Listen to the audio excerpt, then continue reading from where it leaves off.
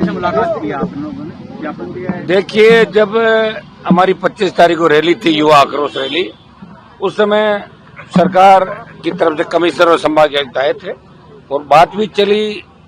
और हमने उस दिन ये भी कहा था कि अगला हमारा पड़ाव होगा वो राज्यपाल, आवश्यकता पड़े तो प्रधानमंत्री, राष्ट्रपति, उनको भी ज्ञापन देंगे।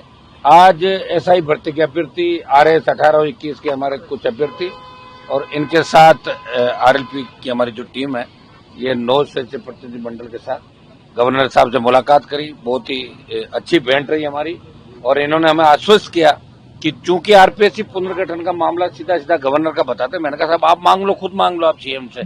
वैसे 10 मिनट का मामला होता है कि सीएम गवर्नर को भेजे, गवर्नर राष्ट्रपति से अप्रूवल ले ले, और संवैधानिक संस्था है जो कि बताते हैं, तो इसका हो जाएगा। भंग करें, नए सिरे से RPSC का गठन करें UPSC की तर्ज पे। और दूसरा एसआई भर्ती के अंदर जो बदनामी देश के अंदर भारतीय जनता पार्टी की हुई, इस शासन की हुई, और युवाओं को बरगला के वोट लिया कि हम भर्तियां रद्द कराएंगे, पेपर लीक की घटनाओं पर रोक लगेगी, पेपर माफिया अंदर होगा। और 1.5 साल बाद सरकार इस बात की सुध नहीं ले रही है और 1.5 महीने से बड़ा आंदोलन चल रहा है गर्मी के अंदर, नौजवान सड़कों पे है। ये राज्यपाल महोदय को हमने अवगत कराया और अच्छी तरह हमारी सौहार्दपूर्ण वातावरण बात भी, उन्होंने हमें आश्वस्त किया कि दिल्ली तक भी इस बात को पहुंचाएंगे और मुख्यमंत्री इस मामले में बात करें। धरने का क्या रहेगा? धरना तो चल ही रहा है ना, धरना चल रहा है। आज हमारे कार्यक्रम आ गया तो आज हम बैठ के रणनीति तय करेंगे धरने को किस हिसाब से हम चलाएं, आंदोलन को और क्या रूप हम दें जिससे सरकार पर और दबाव बने।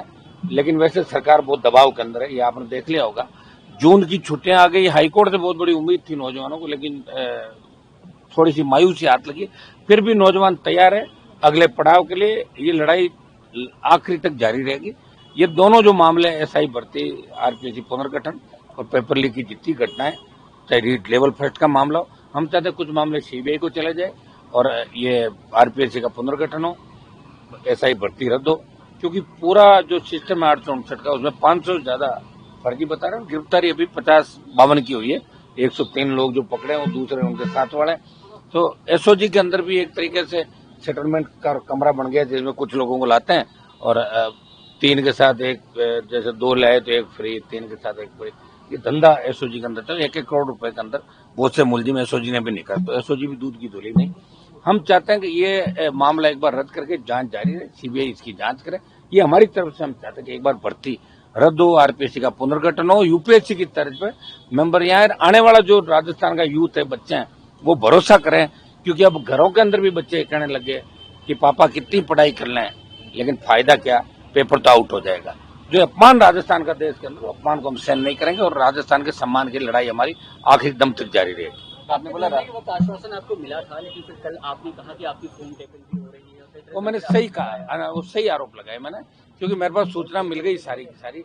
क्योंकि मेरा जिधर भी मूवमेंट होता है, जो भी बात होती है, तो उससे पहले ही कहीं पहुंच जाती है। इसका मतलब फोन टैप हो रहा है। और आज के युग में पेगासस के बाद तो आप देख रहे हो कि फेस टाइम और व्हाट्सएप भी आराम से टैप किए जा सकते हैं। इससे पहले भी बहुत से लोगों को फोन टैप हुए। अशोक गहलोत की सरकार गिर रही थी, उस वक्त भी हमारे फोन टैप हो रहे थे। तो पता आपको सारी चीजें सामने थी कि फोन टैप हुए और फोन पे पता लगा, तभी तो सरकार बच गई थी अशोक गहलोत की।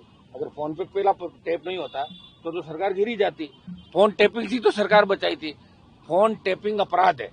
हम प्रयास करें पता लग जाए हमें सारी बात का, और ये लिख के भी हम दे रहे हैं इस बात को कि भाई हमारे फोन टैप करना गलत है। किसी की प्राइवेसी, आप जब तक देश को कोई खतरा नहीं हो या कोई दूसरी गतिविधियों में शामिल नहीं हो, तब तक आप फोन किसी का टैप नहीं कर सकते। ये हमारा संवैधानिक अधिकार। लेकिन दुर्भाग्य है कि राजस्थान गलत दिशा की ओर जा रहा है। गहलोत वसुंधरा के बाद भजन लाल जी भी इसी दिशा में चल पड़े। राजेंद्र राठौड़ ने जो बयान दिया था उससे गलत बयान दिया। राजेंद्र राठौड़ जी ने गलत बयान दिया। उनको बयान नहीं देना चाहिए ऐसा, क्योंकि उन्होंने जो विधानसभा में भाषण दिए, बार बार जो आंदोलन किए, गिरफ्तार हुए, उसमें रोज ये इनके लंबे लंबे भाषण, एसआई भर्ती रद्द करो, RPSC का पुनर्गठन करो। अब लोग कह रहे हैं कि राजेंद्र राठौड़ कौन सी बात माने, ये माने कि वो माने?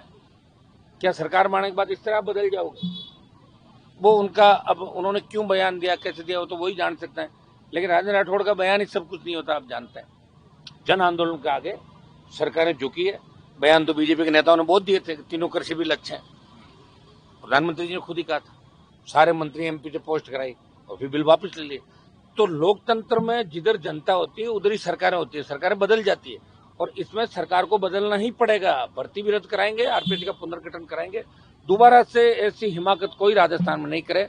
हमारा जो राजस्थान जिस तरह पुराना राजस्थान था 25 साल 30 साल बिल्कुल सम्मान राजस्थान का था, वो सम्मान हम लौटाएंगे राजस्थान। सर जयपुर में फिर महापड़ा होगा? कोई जरूरत नहीं है, हम अपना आप कर लेंगे, आपको जो भी होगा बता देंगे और अब की बार होने से पहले ही ठीक कर देंगे।